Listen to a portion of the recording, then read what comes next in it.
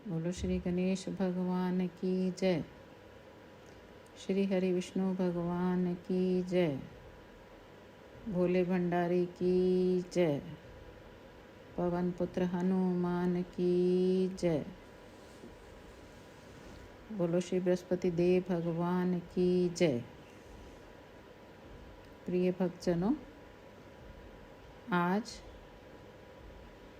मैं आपको बृहस्पतिवार व्रत कथा सुनाने जा रही हूँ। तो कथा इस प्रकार है। एक समय की बात है कि भारतवर्ष में एक नृपति राज्य करता था। वह बड़ा ही प्रतापी और दानी था। वह नित्य प्रतिदिन मंदिर में दर्शन करने जाता था। वह ब्राह्मण और गुरु की सेवा किया करता था। उसके दरवाजे से कोई भी निराश होकर नहीं लौटता तथा वह प्रत्येक गुरुवार को व्रत रखता एवं पूजन करता था। हर एक दिन गरीबों की सहायता करता था, परंतु यह सब बातें उसकी रानी को अच्छी नहीं लगती। वह न व्रत करती, न किसी को एक दमड़ी तक दान में देती थी तथा राजा से भी ऐसा करने को मना किया करती थी। एक समय की बात है कि राजा तो शिकार खेलने वन को गए हुए थे। घर पर रानी और दासी थी। उस समय गुरु बृहस्पति देव एक साधु का रूप धारण कर राजा के दरवाजे पर भिक्षा मांगने गए तथा भिक्षा मांगी तो रानी कहने लगी, हे साधु महाराज, मैं इस दान और पुण्य से तंग आ गई हूँ। मेरे से तो घर का ही कार्य समाप्त नहीं होता। इस कार्य के लिए तो मेरे पति देव ही बहुत हैं। अब आप एक प्रकार की कृपा करें कि वह सब धन नष्ट हो जाए तथा मैं आराम से रह सकूं। साधु बोला, हे देवी, तुम तो बड़ी विचित्र हो। संतान और धन से कोई दुखी नहीं होता है, इसको सभी चाहते हैं। पापी भी पुत्र की और धन की इच्छा करता है।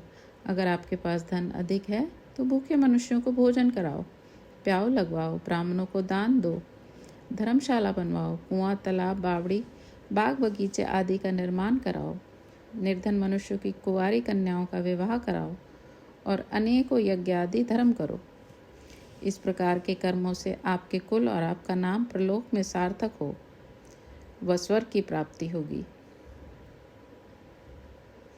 मगर वह रानी इन बातों से खुश न हुई। वह बोली, हे साधु महाराज, मुझे ऐसे धन की भी आवश्यकता नहीं जिसको और मनुष्यों को दान दूं तथा जिसको रखने उठाने में मेरा सारा समय ही बर्बाद हो जाए।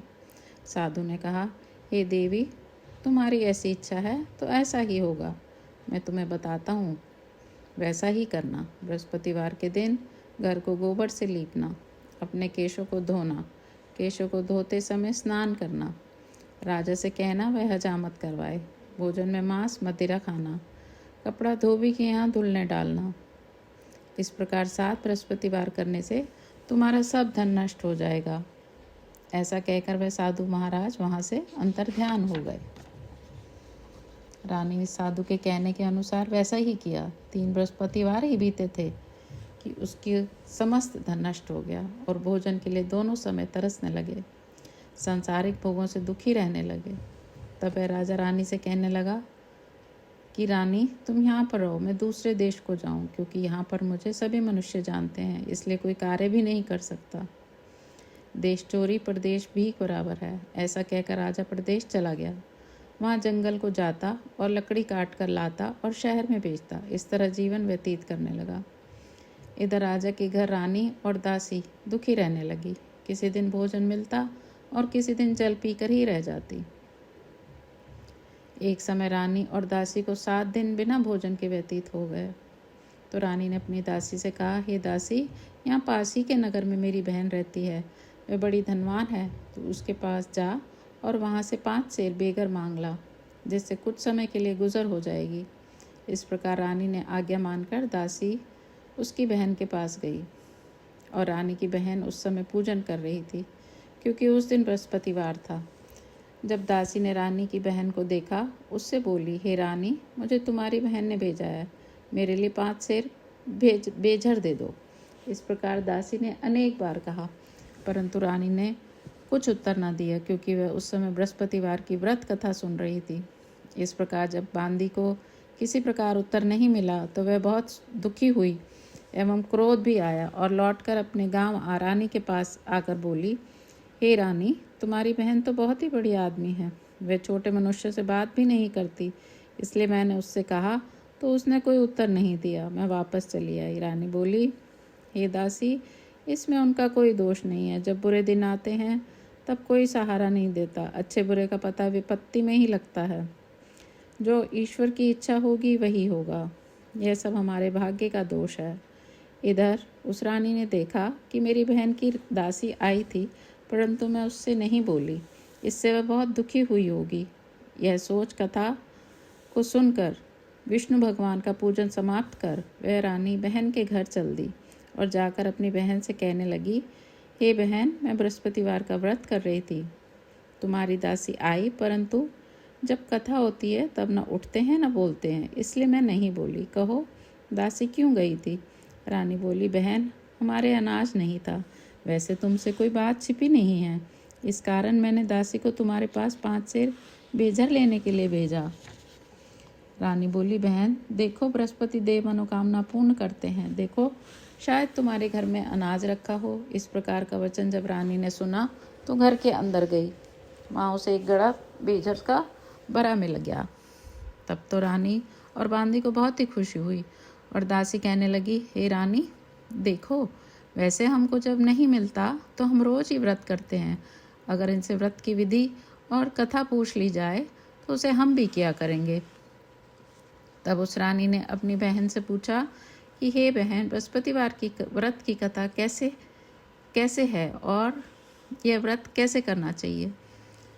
रानी की बहन ने कहा, गुरुवार के व्रत में चना की दाल मुनक्का से विष्णु भगवान का केले की जड़ में पूजन करें तथा दीपक जलावें, पीला भोजन करें तथा कहानी सुने। इस प्रकार करने से गुरु भगवान प्रसन्न होते हैं, अन्न पुत्र धन देते हैं, मनोकामना पूर्ण करते हैं। इस प्रकार रानी और दासी दोनों ने निश्चय किया कि बृहस्पति देव भगवान का पूजन जरूर करेंगे। 7 दिन बाद जब बृहस्पतिवार आया तो उन्होंने व्रत रखा। गुड़साल में जाकर चना गुड़ बीन लाई तथा उसकी दाल से केले की जड़ का तथा विष्णु भगवान का पूजन किया। अब भोजन पीला कहाँ से आवे? बेचारी बड़ी दुखी हुई, परंतु उन्होंने व्रत किया था, इस कारण गुरु भगवान प्रसन्न थे। 2 थालों में सुंदर पीला भोजन लेकर आए और दासी को देकर बोले, हे दासी, यह तुम्हारे और रानी के लिए भोजन है, तुम दोनों करना। दासी भोजन पाकर बड़ी प्रसन्न हुई और रानी से बोली, चलो रानी जी, भोजन कर लो।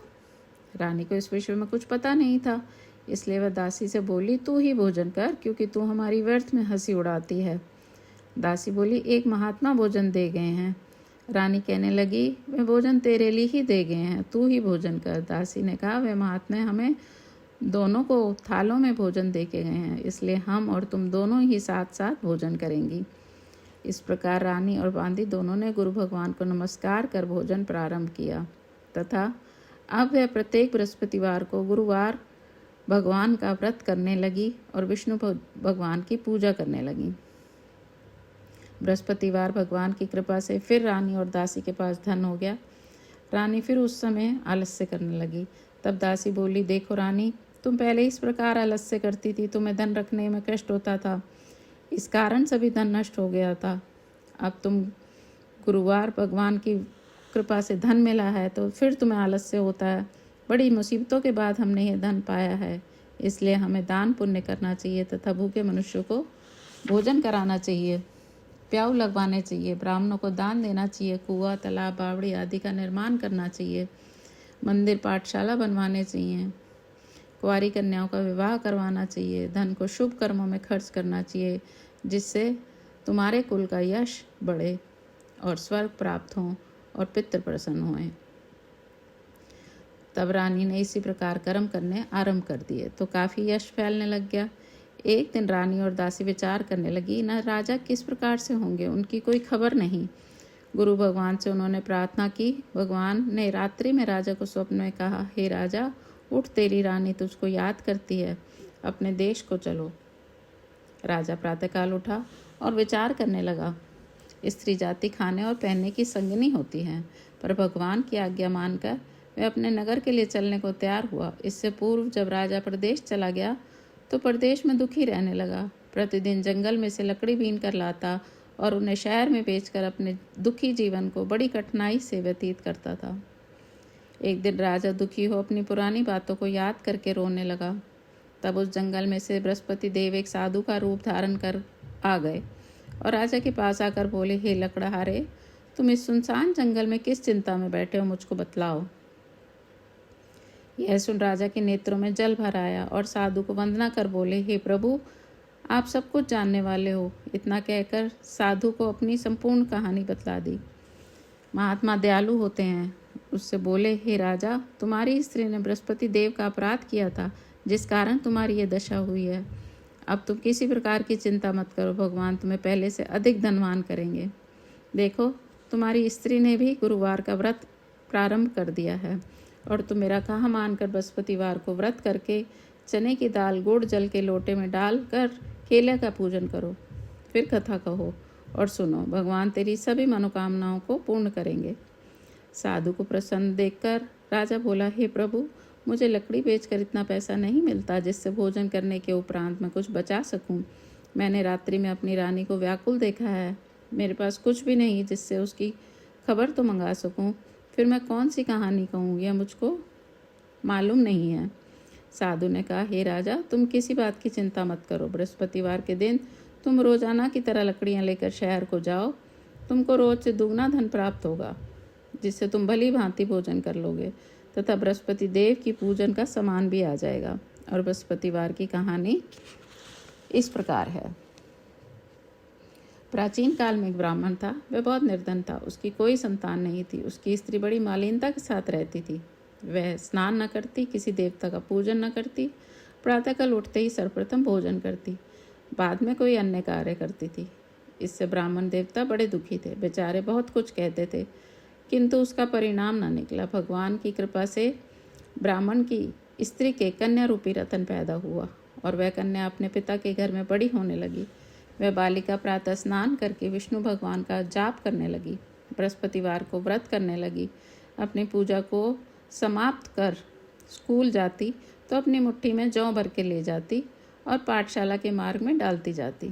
तब ये जौ स्वर्ण के हो जाते। लौटते समय उनको बीन कर घर ले आती थी। एक दिन वह बालिका सूप में उन सोने के जौ को फटक कर साफ कर रही थी कि उसके पिता ने देख लिया और कहा, हे बेटी, सोने के जौ को फटकने के लिए सोने का ही सूप होना चाहिए।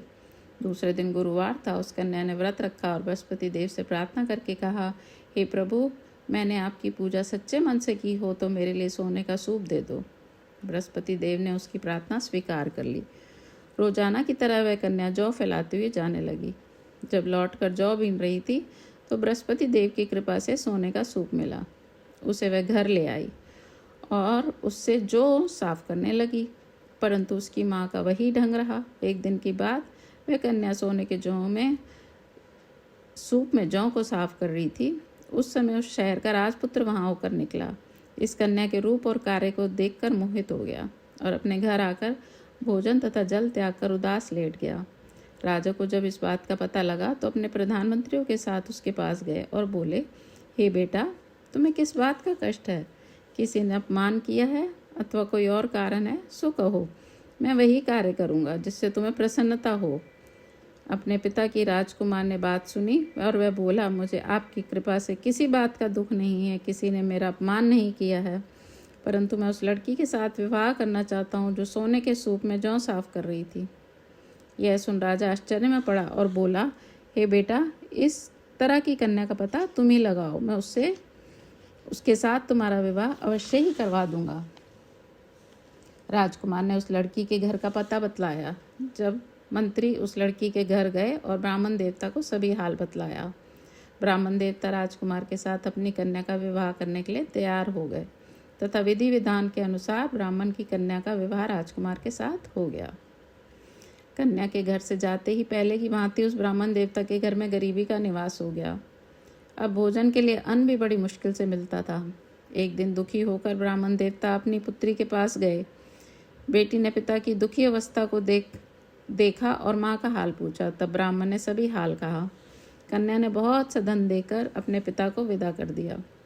इस तरह ब्राह्मण का कुछ समय सुखपूर्वक व्यतीत हुआ। कुछ दिन बाद फिर वही हाल हो गया।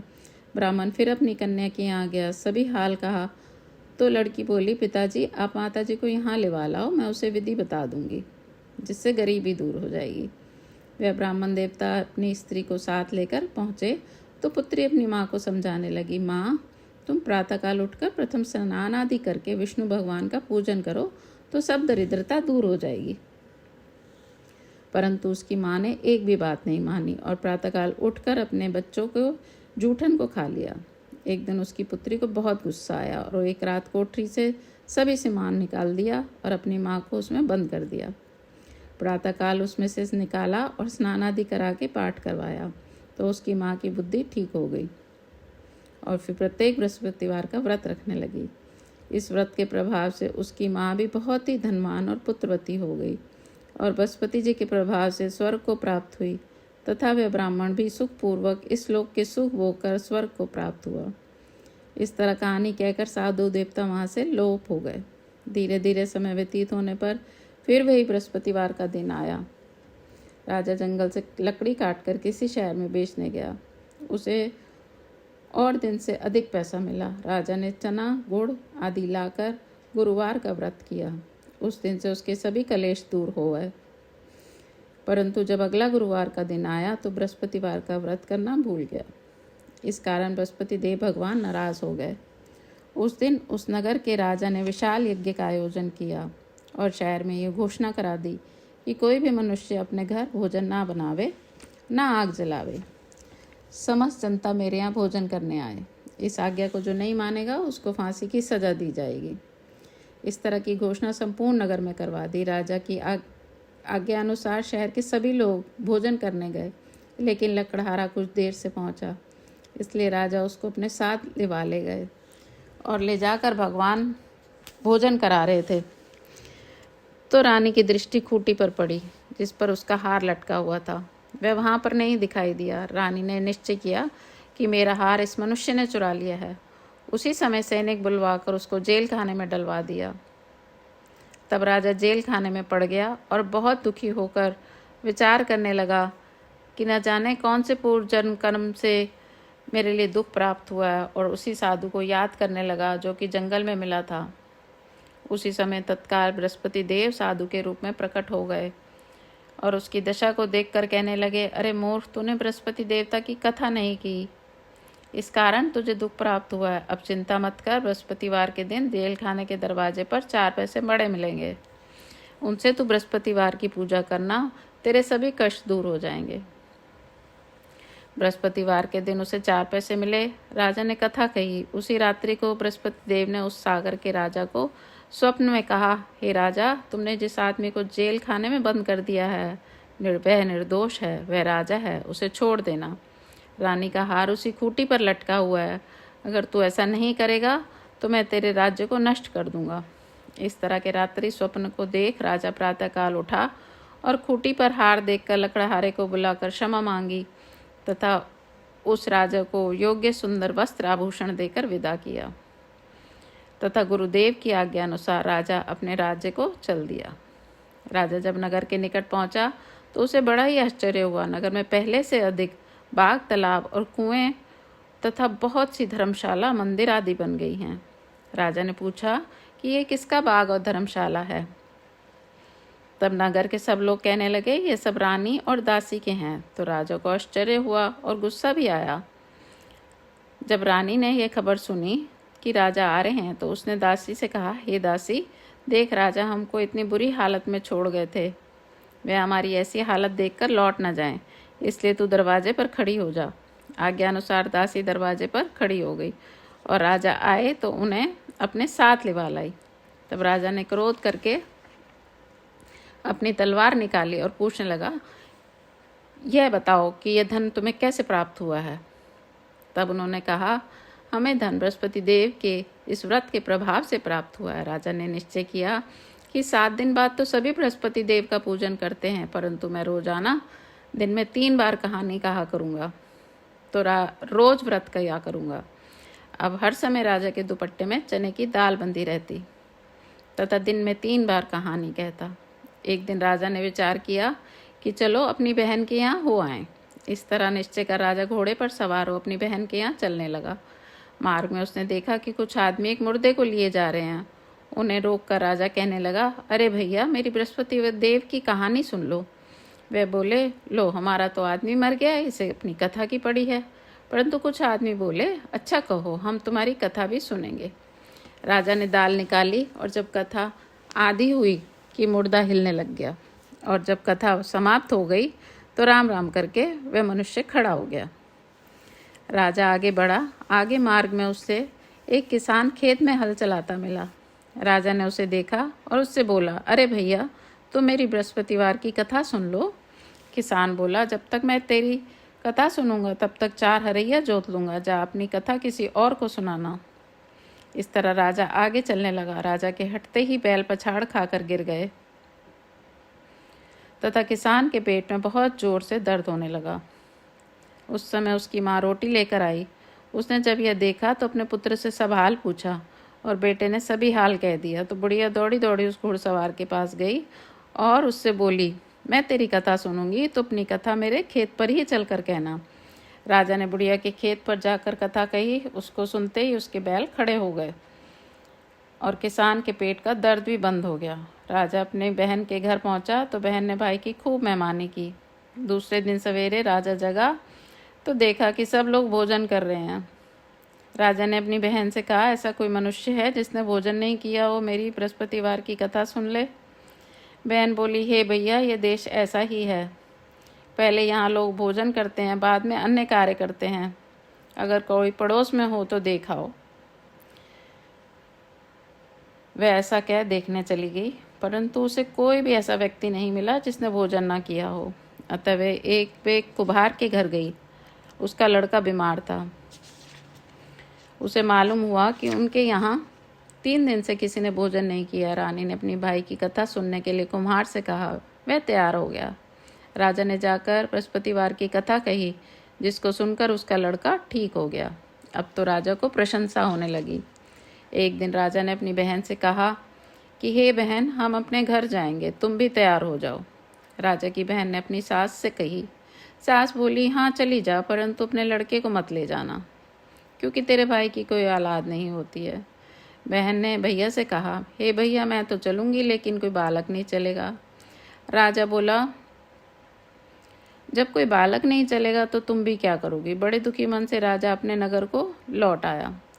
राजा ने अपनी रानी से कहा कि हम निर्वंशी राजा हैं, हमारा मुंह देखने का धर्म नहीं है और कुछ भोजन आदि नहीं किया। रानी बोली, हे प्रभु, बृहस्पति देव ने हमें सब कुछ दिया है, वे हमें औलाद अवश्य देंगे।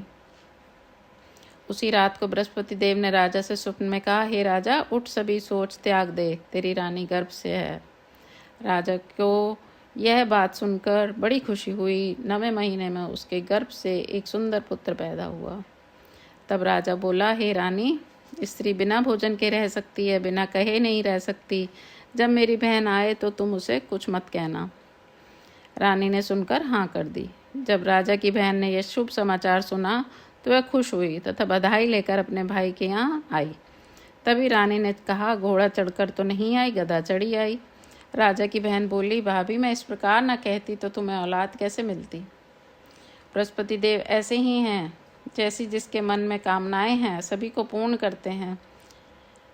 जो सद्भावना पूर्वक बृहस्पतिवार का व्रत करता है एवं कथा पढ़ता है अथवा सुनता है और दूसरों को सुनाता है, बृहस्पति देव उनकी सदैव रक्षा करते हैं और उनकी सारी मनोकामना पूर्ण करते हैं।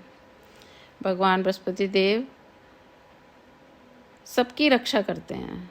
संसार में सद्भावना से भगवान का पूजन व्रत सच्चे हृदय से करते हैं, उनकी सभी मनोकामनाएं पूर्ण होती हैं। जैसे सच्ची भावना से रानी और राजा ने उनकी कथा का गुणगान किया तो उनकी सभी इच्छाएं बृहस्पति देव ने पूर्ण की थी। इसलिए सबको कथा सुनने के बाद प्रसाद लेकर जाना चाहिए, हृदय से मनन करना चाहिए और जयकारा बोलना चाहिए। बोलो श्री हरि विष्णु भगवान की जय। बोलो श्री बृहस्पति देव भगवान की जय। ओम जय बृहस्पति देवा, जय जय बृहस्पति देवा। चिन चिन भोग लगाऊं, कदली फल मेवा। ओम जय बृहस्पति देवा। तुम पूरन परमात्मा तुम अंतर्यामी, जगत पिता जगदीश्वर तुम सबके स्वामी। ओम जय बृहस्पति देवा। चरणामृत निज निर्मल सब पातक हरता, सकल मनोरथ दायक कृपा करो भरता। ओम जय बृहस्पति देवा। तन मन धन अर्पण कर जो जन शरण पड़े, प्रभु प्रकट तब होकर आकर द्वार खड़े। ओम जय बृहस्पति देवा। दीन दयाल दयानिधि भक्तन हितकारी, पाप दोष सब हरता भव बंधन हारी। ओम जय बृहस्पति देवा। सकल मनोरथ दायक सब संचय हारो, विषय विकार मिटाओ संतन सुखकारी। ओम जय बृहस्पति देवा। जो कोई आरती तेरी प्रेम सहित गावे, जेठानंद आनंद कर सो निश्चय पावे। ओम जय बृहस्पति देवा। सब बोलो विष्णु भगवान की जय। बोलो बृहस्पति देव भगवान की जय।